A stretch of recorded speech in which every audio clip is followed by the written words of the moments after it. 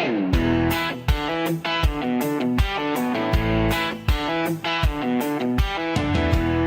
everyone, welcome back to the Chicken Insights podcast. I'm Nikki, and today we're talking about something we start hearing a lot every late June. People wondering if they waited too long to start or expand their flock. Yeah, especially from first-time flock owners who missed spring ordering season and suddenly realize they still want birds for fall production or next year's planning.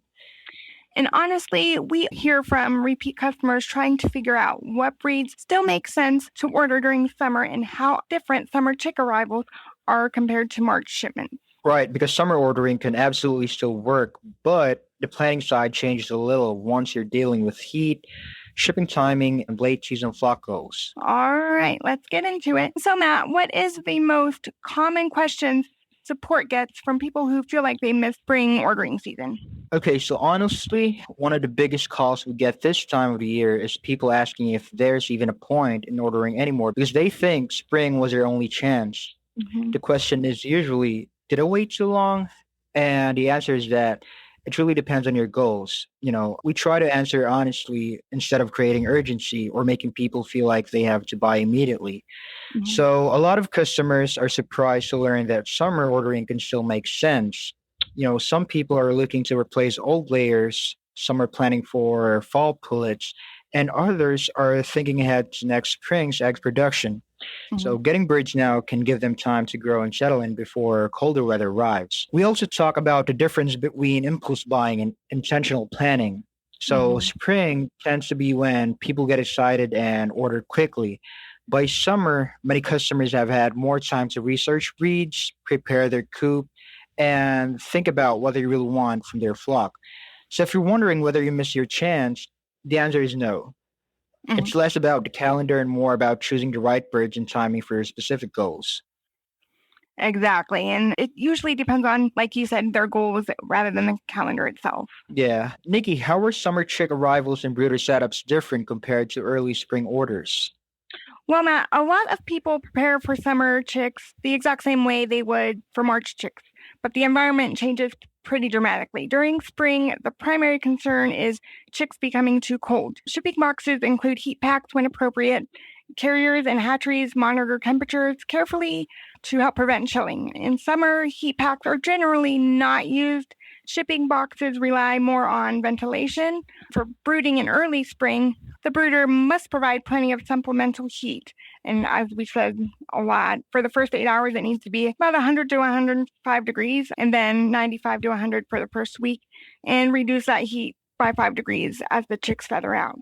Overheating becomes a bigger concern. Although chicks don't need a warm brooder, their surrounding room is already warmer, so the heat lamp needs to be raised to prevent overheating. Chicks should have enough space to move away from the heat source if they get too warm. As I said, ventilation and airflow matter more during summer, and it is especially important, but avoid direct drafts on the chicks. Keep in mind that transportation can also cause stress for the chicks, and it is normal for them to be a little weak because of that. Just make sure the chicks have access to plenty of clean, fresh water. We've said this many times. Just watch their behavior because they will tell you everything you need to know if there is an issue. Customers sometimes underestimate how quickly summer conditions escalate. Right, especially because summer heat affects both shipment, stress, and brooder management once the chick arrives. But before we move on, here's a quick reminder from Valley Hatchery.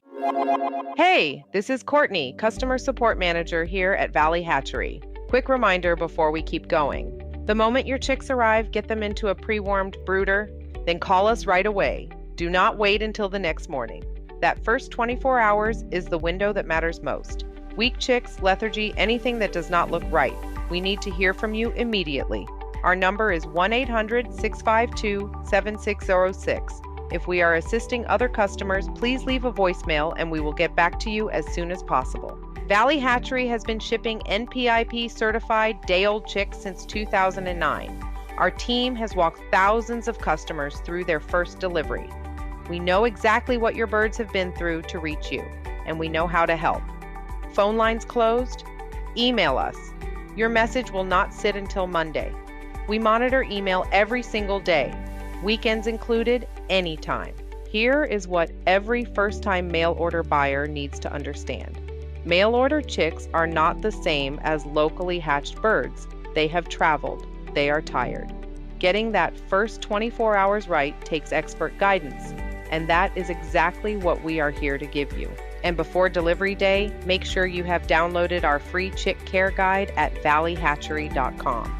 It walks you through everything from day 1 to week 6, so nothing catches you off guard. Our support does not end at checkout. We are with you until your flock is fully grown and thriving. Because at Valley Hatchery, we believe that getting your chicks is just the beginning. All right, let's jump back into the episode. What kinds of questions do first-time flock owners ask when they're trying to plan their production? Okay, so a lot of newer flock owners start realizing pretty quickly that planning chickens for one season is different from planning a flock that works year-round. One of the first things that they ask about is egg production across seasons, like why hens slow down in winter, when they'll actually start laying, and what is a realistic weekly egg count looks like once everything is mature.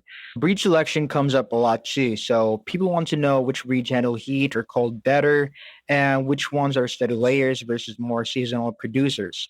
That usually leads into whether they should focus on high production layers or go with dual purpose breeds depending on their long-term goals. So coop sizing is another big one. Okay, so most first-time owners think about the birds they're buying now, but quickly realize they need space for future growth and expansion. And then there's replacement planning because hens don't lay at peak production forever.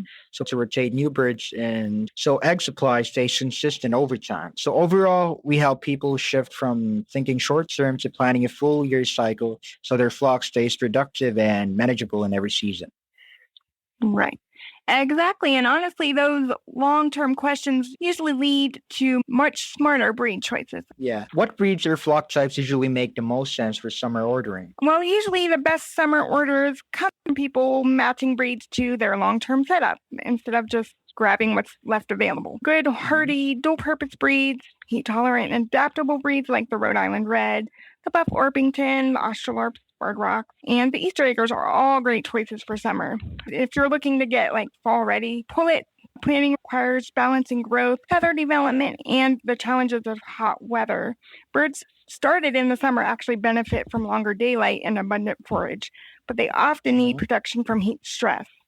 By the time the cooler weather arrives, fully feathered pullets generally do much better and are better equipped to handle the temperature changes than the young chicks.